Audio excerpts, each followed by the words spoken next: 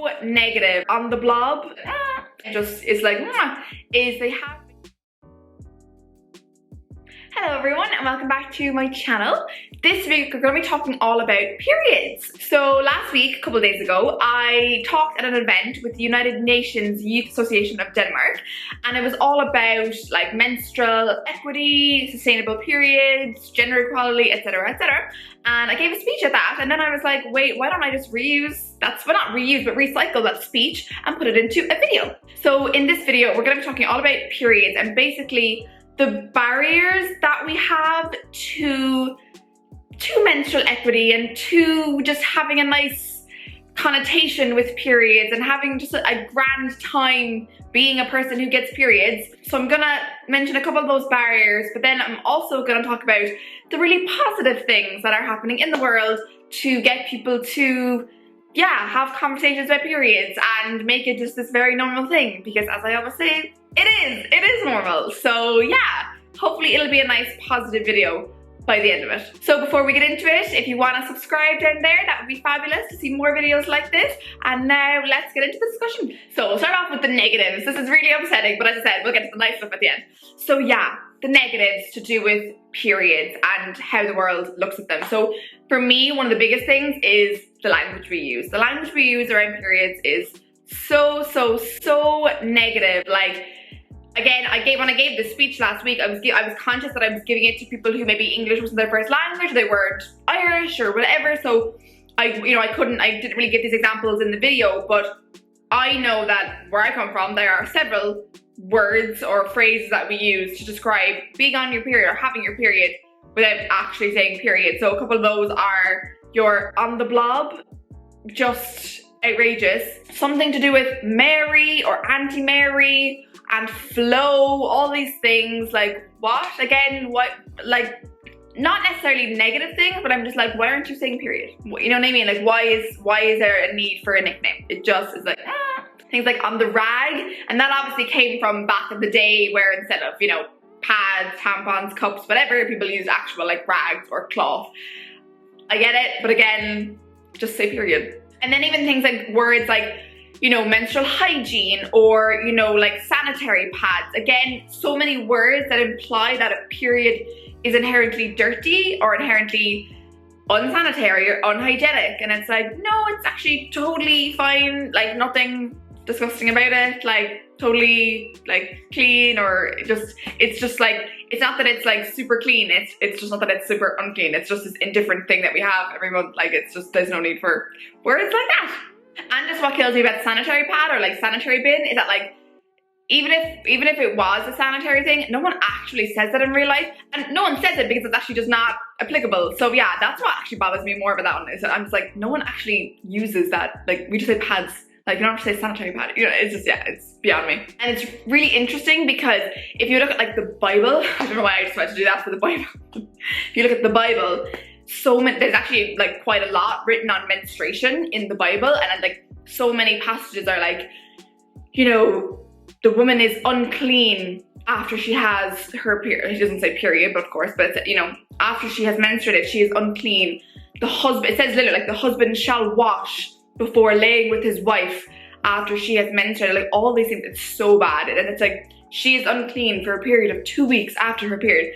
All this stuff, it's so dodgy. And again, like one that was written so long ago, but obviously people still read it today and use it today. But like you can just see how this narrative unhygienicness has just permeated society through things like this and through the language we use, and it's like, it's not good. The next kind of negative thing then as well is like blue liquid in advertising. So we've all seen ads for, I think it's mainly pads that have this, but instead they'll like pour blue liquid onto the pad to see how absorbing or how absorbent it is. And again, it's like, but period blood is not blue, so why are you using blue liquid? It's like, again, it's like anything to get to the direct issue, like anything to not actually show what we're talking about, which is periods. Like, why would you use, like, and there are actually so many stories of people that like, of like girls that thought their period was gonna be blue when they got it, and guys that thought that periods were blue. And it's like, one, aside from it just being really offensive to use blue liquid, it's actually, if you're trying to like educate people on like how bodies work, like don't actually use blue liquid, because that actually is like kind of dangerous and dodgy. So like, yeah, that just blows my mind. Then one other thing that I wanted to mention as well is just this kind of double standard of like blood in movies and stuff. Like you would never see period blood in a movie, like never. Like I would love to see it. But then we have like horror movies and like war movies and like so many movies where there's been like just a cut and blood has been shown. So it's like, movies obviously have no problem showing blood. It's just period blood that you have a problem showing. So again, it's like just, sometimes it's like something obviously in your face that's offensive, but then other times it's like the lack of something that's just kind of dodgy, and like the lack of period blood in movies contributes to it not being normalized, and it's just like, it's just the complete double standard for me. Then it's things like the Tampax ad being taken down last summer, and I'll actually link my video down below, or I'll put it here actually. I did a whole video on that when it happened. It was in Ireland, it was a Tampax ad. It said the phrase, "Get them up there, girls," and people were just horrified. There was hundreds of complaints that got taken down. And again, I actually cried in that video when I made it, because I was just like, this is just so sad for just humans everywhere, you know? And the fact that it was majority women who complained, which just made me even more like particularly sad. Again, just contributes to us thinking negatively about periods. And thank God that actually created a lot of like conversation around it, but still it was just so sad that it happened in the first place. Then more negative things are this recent pinky glove phenomenon. Oh my goodness. So basically these startup in Germany, it was founded by two men. It was like a Dragon's Den kind of situation, and they got funding for this project, and it basically is like pink gloves for you to use when you're like taking out your tampon or whatever, or like just, I don't know, changing out a pad or whatever, so that you don't get blood on your hands. Like specialist gloves. Like, one, if you wanted to use gloves, you could just buy gloves. But second of all, nobody uses gloves. We just do whatever we need to do and then wash our hands afterwards. Like, it's just totally fine. But yeah, so this is a huge thing. And again, just so many layers to this. The fact that it was two men creating a product primarily for, you know, women, and the fact that they got so much funding for it when there are so many women's companies and ideas that do not get funding, and they're like actually useful. Just insane. But yeah, thank God it has gotten like a lot of just a lot of attention, good attention. The fact that like people are criticizing what they're doing. So I think now they're gonna like rethink their product, and yeah, they're maybe gonna take women's actual lived experience into account when deciding whatever they're gonna design. Who knows?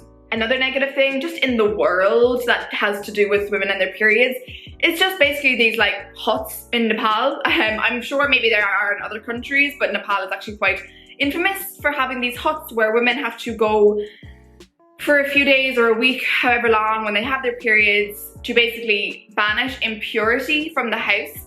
And you're literally like not allowed to come back until you've stopped. And the reason that, like, aside from just being so morally wrong, is that women actually die while being in these huts.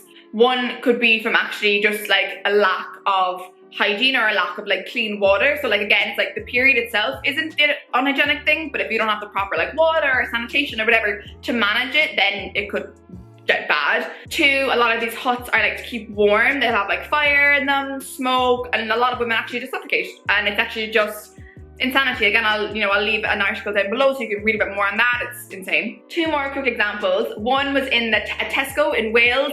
This again went viral, became very famous because during the lockdown, one of the lockdowns in Wales, they basically blocked off like the section for like pads and tampons and everything as being like non-essential, so you could only shop the essential stuff, and they blocked off pads and tampons as if like we didn't like need that stuff.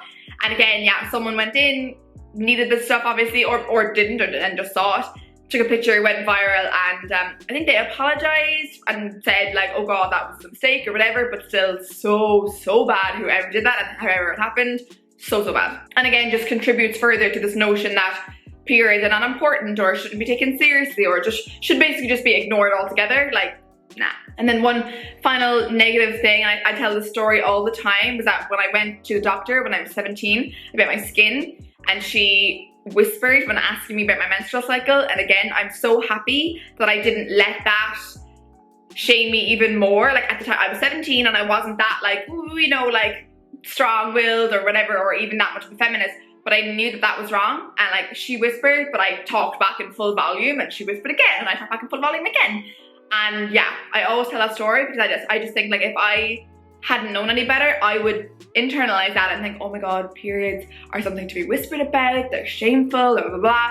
And I just think how many other girls she asked that, like she whispered about periods to, and it's not good. So yeah, those are all the negative things that basically contribute to just us just having a bad time in the world, and periods being shamed and just being like awful. But now I want to talk about the really positive things that are being done to get rid of that negative stigma and taboo, and yeah, just things that I just think are great and worth shouting out.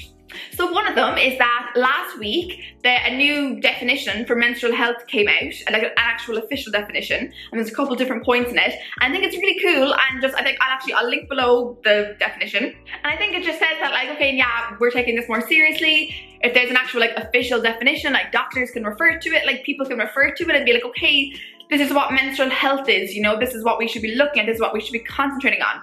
If something's dodgy, maybe something's up, you know, and I just think like that's really, really cool. And again, just shows that it's being taken more seriously and more attention is being given to it. And yeah, hopefully will contribute to it being less stigmatized, and yeah, just again, just being more of this normal biological function that we all have. It's part of your health, just like breaking your arm would be, or just like your eyesight, you know, it's just part of your health, and it should be talked like as such. Next, I want to just give a shout out generally to ads that are now like periods, like product ads that are now including red liquid. I know I've seen some, I can't think of it off the top of my head, but if I do find some, I will link them below or show them on screen. But yeah, I just wanted to give them a shout out because, you know, you're just taking a stand and you're just showing something that is just completely normal and making it normal as it is. And I think that's just really, really cool. So I wanted to just check that out in general because I know I have seen some. Then I wanted to mention this website and this initiative called Vulvani. It's so, so cool. I found it through the founder, Britta, on LinkedIn. I hope I'm pronouncing her name correctly. But yeah, it's just so, so cool. They do so much stuff in relation to, you know, menstruation and periods. But one thing I thought was really, really cool that just is so revolutionary and just is like, is they have basically this like stock photo, like this kind of image database where you can basically, if you are like writing a blog or you're doing a project or you have a website or whatever, and you need images of actual period blood or like cups or period products, just like positive images to go along with whatever you're doing. They have this whole free image database with like actual blood and stuff. It's so, so cool. And I just think like, how revolutionary is that? Because I'm sure, like, I haven't tried it, but I guess if I went on to like a regular stock photo website, they probably wouldn't have that kind of stuff, or it would be very like just hidden, or just not like actually proper like blood and stuff. So that was really, really cool, and again just contributes to normalizing it and just making it this really kind of like fun, interesting thing. So I wanted to give that initiative a shout out. Then something really, really cool happened at the 2016 Rio Olympics. This was like 5 years ago now, but I remember it just being iconic at the time. Basically there was this Chinese Olympian swimmer. Her name was Fu Yanhee. I hope I'm pronouncing that correctly. But basically she swam, she ended up winning bronze, but basically, and maybe I can insert a video or link it down below as well, but she obviously had gotten her period the night before and obviously was like dying of cramps. Like she did her race, she's being interviewed afterwards, and she's literally holding her stomach and she is just obviously like writhing in pain, and it's awful. And the person was like, oh yeah, like you swam great, like you obviously did well. And she was just so honest. She was like, yeah, look, I got my period last night. Like I'm just like, I'm in pain, and I just didn't swim to my best of my ability. She was just like, I'm really tired, I'm really weak. And you could literally see her like clutching her stomach. It just, oh my God, it was just awful. But the fact that she was just so honest saying that and just saying it to camera, and it went viral all across the world. And I just thought that was like just so, so cool. And again, just, lovely for people to see, and just normalizing it, and just, makes me smile. Then other kind of interesting things are things like menstrual leave. And again, in the talk that I gave last week, I talked about how like menstrual leave is this very kind of like hot debated topic. Some people say it's like good for gender equality, some people say it's bad for gender equality, and all these things. I'm not going to get into that, but I think it's cool that it's even being introduced in the first place. I kind of love it, to be honest, and I'm kind of all for it. Yeah, and I think like for me, I know I get bad periods. Like if I get a day or two off, to manage it and to just kind of be at home and be honestly like sick or just to, you know, conserve my energy and just to like not be miserable in work and actually not being productive in work if you're in so much pain that you might as well be home anyway. I think that's just great, and I think that's just a kind of a cool thing that is happening in the world. So yeah, it's mad. Then I also wanted to shout out the Period documentary on Netflix. Maybe people have seen it, but it's only like 20 minutes. It's amazing. I'll link something related to down below so you know which one I'm on about.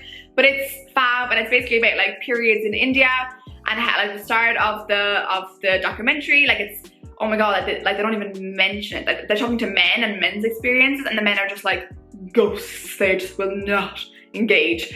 And towards the end of it, it's like these women who are like making their own pads and selling them and making like a living, and the men are starting to talk about it more, and I'm crying, and it's lovely. It's only 20 minutes, so I really would recommend everyone to watch it. It's lovely.